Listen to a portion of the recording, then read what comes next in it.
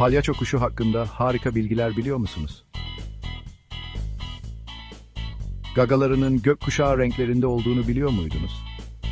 Olimpiyat şampiyonları gibi daldıklarını, kışın gagaları soluklaşıyor ama baharda tekrar parlıyorlar. 60 metre dalıp 2 dakika su altında kalabiliyorlar.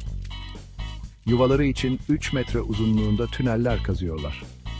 Ve çok sadıklar, hayatları boyunca tek eşle yaşıyorlar. Denizin palyaçoları denmesine şaşmamalı.